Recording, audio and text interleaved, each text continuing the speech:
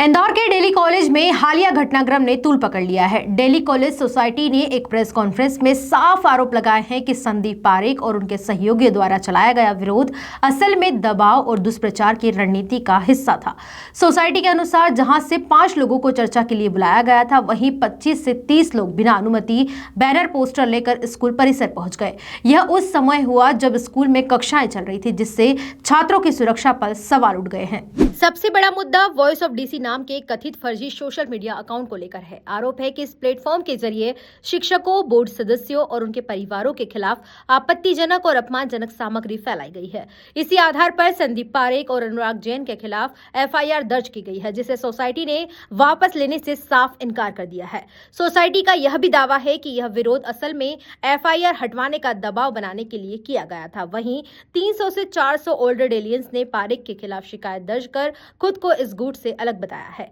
दिलचस्प बात यह रही कि बोर्ड ने कई बार खुले संवाद और बहस का प्रस्ताव दिया, लेकिन विरोध करने वाले पक्ष ने हर बार इनकार कर दिया। सोसाइटी का कहना है कि इससे साफ है कि मकसद समाधान नहीं बल्कि माहौल बनाकर संस्थान की छवि को नुकसान पहुंचाना है। संविधान संशोधन को लेकर भी सोसाइटी ने सफाई दी कि इससे ओल्ड डेलियंस का प्रतिनिधित्व घटेगा नहीं बल्कि बढ़ेगा और किसी के वोटिंग अधिकार नहीं छीने जा रहे। अंत में बोर्ड अध्यक्ष विक्रम सिंह पवार ने सख्त संदेश देते हुए कहा कि डेली कॉलेज की 155 साल पुरानी विरासत को किसी भी दुष्प्रचार या राजनीतिक एजेंडे का शिकार नहीं बनने दिया जाएगा। देखिए, मैंने पहले भी कुछ वीडियोस में बोला था, हमारा जो एलुमनाई है लगभग 5500 मेंबर्स के ऊपर की संख्या है। लेकिन प्रॉब्लम हमें इन हमारे एलुमनाई से नहीं है। इन एलुमनाई में 0.1% के कुछ इंडिविजुअल्स हैं जो एलुमनाई का शील्ड, एलुमनाई की ओडीए का टी शर्ट पहन के, बैनर पहन के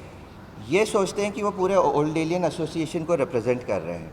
सबसे पहले तो ये गलत है। कल भी जो बाहर आए थे वो ओल्डेलियंस थे, उसमें कोई दो राय नहीं है, लेकिन वो 0.1% वो ओल्डेलियंस थे जो डर्टी पॉलिटिक्स, पॉलिटिकल एजेंडा और पॉलिटिकल माइलेज को ध्यान में रखते हुए कल की उन्होंने कार्रवाई करी। कल की कार्रवाई करना मेरे हिसाब से उसका कोई तथ्य ही नहीं था, उसका कोई ग्राउंड ही नहीं था।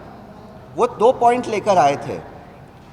एक, जो एफआईआर हम लोगों ने डेली कॉलेज ने हमारे ही एक board member mister Sandeep Parekh के खिलाफ करी है वॉइस ऑफ डीसी के संबंध में, उसको वापस लेने का उनका एक मुद्दा था।